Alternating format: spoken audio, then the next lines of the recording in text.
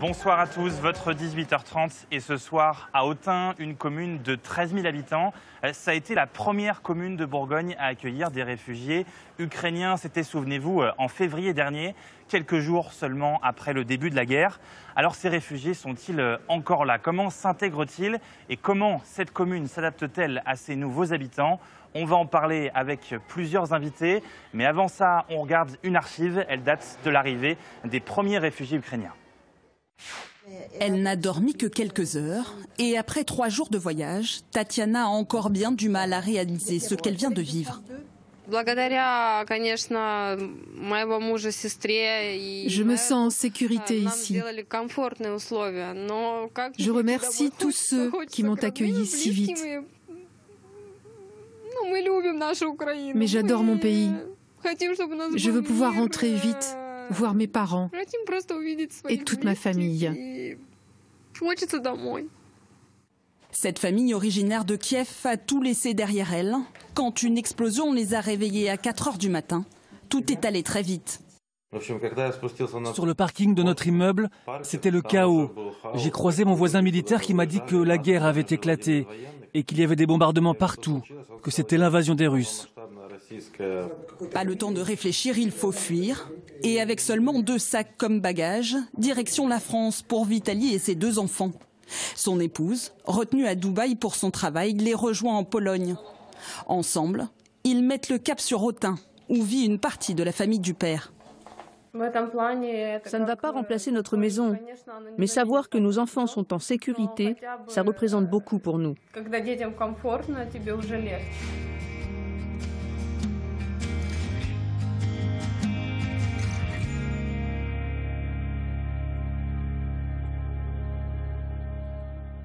Comme cette famille, une centaine d'Ukrainiens est arrivée ici à Autun ces derniers mois. C'est le cas de Yulia et ses 2 enfants. On est devant chez eux. Bonjour. Bonjour. Dobry dzień en ukrainien. Ça, c'est la chambre de ma fille. Ça, c'est la chambre de mon fils. D'accord. Voilà ma chambre. Et ça, c'est le salon, je crois. Et voilà le salon où on mange, où on passe nos journées. Comment ça se passe depuis 6 mois ici à Autun pour vous? On est bien intégrés ici. On aime bien la France. On est vraiment bien à Autun et on est très heureux. Vous avez réussi à trouver un travail ici à Autun? Oui, je travaille. Je suis femme de ménage à l'hôtel.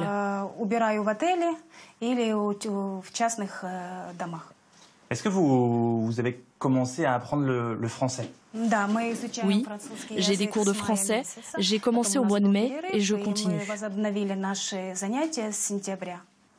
Là, vous pourriez me dire quelques mots en français? Merci, bonjour, comment ça va? Je travaille. C'est déjà bien. Mon fils. Pour vos enfants, justement, comment ça se passe pour eux?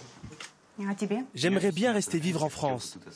La France est très belle. Autun est une ville très jolie. Et les gens sont très gentils avec nous. Et l'Ukraine vous manque pas un peu à tous les 3? Mes parents sont restés là-bas. Mon fils aîné et mon frère sont toujours en Ukraine.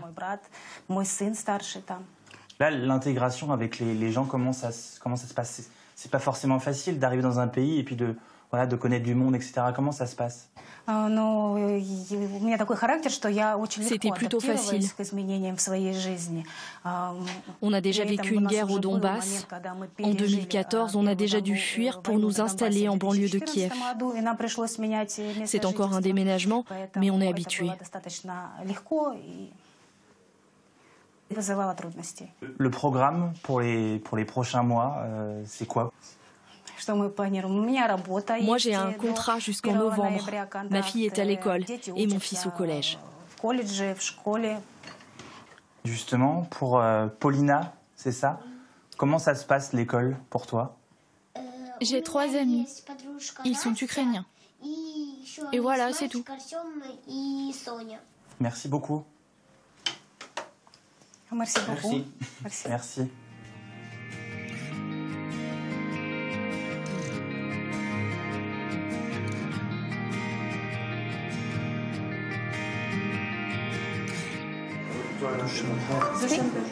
Tadjikistan, Dushanbe, Советский Союз. Tadjikistan, Dushanbe, Union soviétique. So just Union soviétique. Like this. Shadayev, like Natalia. Tac. Bonjour. Je vous interromps, bonjour. Vous êtes travailleuse sociale ici au centre social d'Autun pour Habitat et Humanisme 71. Exact. Là, vous venez en aide aux réfugiés. C'est quoi ce rendez-vous aujourd'hui ? Actuellement, c'est un rendez-vous pour faire une première demande de titre de séjour, puisque monsieur est arrivé hier en France. Et à chaque arrivée en France, si la personne compte rester, on fait une demande de titre de séjour pour qu'il puisse être en règle en France. Donc là, il remplit des papiers, il fait quoi ? Là, il remplit une demande, donc c'est une première demande qui sera renouvelée tous les 6 mois pendant 1 ou 2 ans. Et suite à ça, il approuve ou non sa demande de titre de séjour et il pourra rester ou non en France. Qu'est-ce que vous leur apportez à tous ces réfugiés qui arrivent ? C'est en premier abord un logement. Avec l'aide de bénévoles autunois ou de bénévoles Habitat Humanisme, on va les loger. On va faire une captation de logement en lien avec l'OPAC de Autun, majoritairement. Et suite à ça, ils vont pouvoir accéder à un logement autonome. Ils seront accompagnés par moi-même sur le secteur autunois. Et on pourra faire une ouverture de droit, une demande de prestations sociales. Exactement. Une fois que vous avez fait tout le papier, tout le côté administratif, je crois qu'après, une fois qu'ils sont intégrés, vous mettez tous ces contrats à leur nom, c'est ça ? C'est ça. Pourquoi c'est important ça ? C'est important puisque s'ils veulent rester en France, ils peuvent grâce aux dons et aux achats par le biais de partenaires de meubles, etc., avoir un chez-soi, retrouver un chez-soi, quelque chose où ils peuvent avoir un pied-à-terre, puisque en Ukraine, la plupart du temps, ils n'ont plus de logement, ils n'ont plus de chez eux, quoi. Donc, et symboliquement, c'est important d'avoir cette aide. C'est ça. Ils sont fortement accompagnés par les bénévoles de la ville, les bénévoles Habitat Humanisme et moi-même et les conseillers municipaux, etc., pour leur permettre d'être au mieux dans une nouvelle ville. Voilà. Notamment Autun. Là, il y en a beaucoup qui sont arrivés en février-mars. Il y en a qui arrivent dans les prochains jours, prochaines semaines ? Oui, il y en a environ une 50aine de personnes selon les échos qui sont, mais en fonction des envies ou non, ils repartent et ça fait vraiment une vague, mais... il y en a beaucoup qui arrivent, c'est vrai. C'est sûr. Bon, en tout cas, on vous laisse travailler avec ce rendez-vous. Merci beaucoup. Bonne journée.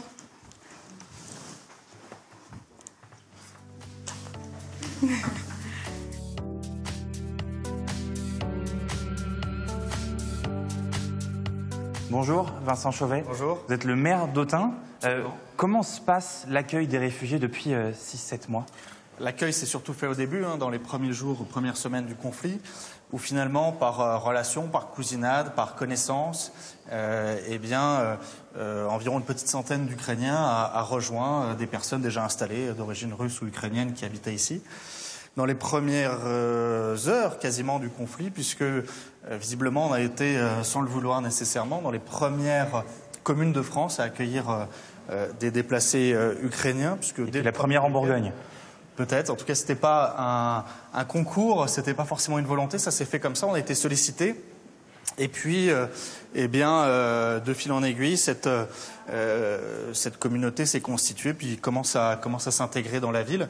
C'est vrai qu'on avait... Ils ont du travail, ils s'intègrent comment ? Oui, voilà, il y a les cours de français qui sont en place depuis plusieurs mois. Certains ont déjà trouvé du travail. Beaucoup ont travaillé dans les vendanges. On a une pénurie énorme de vendanges en Bourgogne, mais je crois dans la France entière. Il y a eu beaucoup de femmes ukrainiennes qui ont fait les vendanges. Et vous pouvez commencer à discuter un peu avec eux en français ? Pour certains, oui. Certains maîtrisaient aussi l'anglais.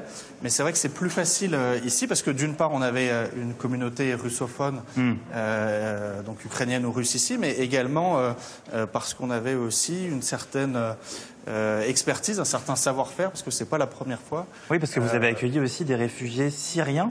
On va regarder un sujet qui a tourné France 2 et puis on en discute juste après. Ok. On regarde. Le travail ne manque pas dans cette ville de 13 000 habitants, où il y a plus de décès que de naissances. Les logements non plus. Il y a 4 ans, la municipalité s'est portée volontaire pour accueillir une centaine de réfugiés, des Syriens en majorité, comme Khaled Ziadeh. Employé par la mairie, il accompagne les familles dans leur démarche administrative. Mon rôle, c'est de faire le lien entre les familles, les premiers arrivants, et les professionnels de la santé. aide pour faire la traduction. L'intégration des réfugiés se passe bien à Autun. La moitié d'entre eux travaillent, à l'image de Khaled Ziadé. Mais t'es qui, toi? Comédien à mi-temps. Mais qu'est-ce que tu fais ici? Dans une troupe de théâtre locale, avec son ami Plantin. Je vois. Il y a 4 ans, que t'as pas mal des instruments. il ne parlait pas français. Tu es musicien? Aujourd'hui, ouais, il a trouvé son public. Il y a une expression chez nous qui dit on ne peut pas applaudir avec une seule main. C'est-à-dire, moi tout seul, je ne peux pas intégrer assez rapidement. Si les autres n'étaient pas assez ouverts, je ne peux pas être intégré. Je dis à Plantin, à aucun moment j'ai senti que je suis différent que les autres.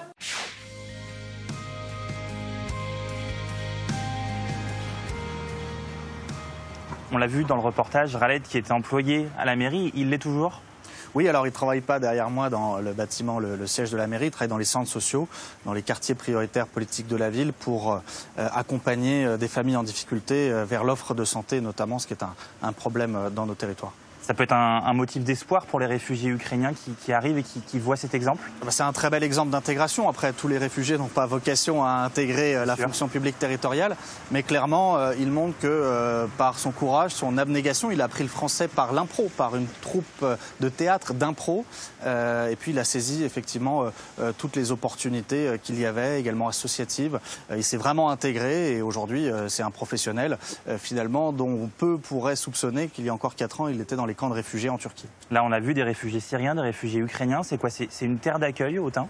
Non, je pense que c'est vraiment une petite ville, une ville moyenne comme les autres, comme il en existe des centaines en France, qui a des capacités d'accueil dans ses écoles, qui a aussi un tissu associatif important, une implantation forte d'associations comme Habitat et Humanisme, et puis le diocèse qui est là avec le siège de l'évêché, et puis beaucoup de gens qui s'impliquent, quelles que soient leurs orientations, dans cet accueil. Et finalement, ce que font beaucoup de maires, et ce que pourraient faire aussi d'autres maires, d'accueillir dans des villes à taille humaine des personnes déplacées ou réfugiées. Merci beaucoup, monsieur le maire, et merci à vous de nous avoir suivis. Tout de suite, rendez-vous chez vous, puis votre journal régional. Belle soirée sur France 3.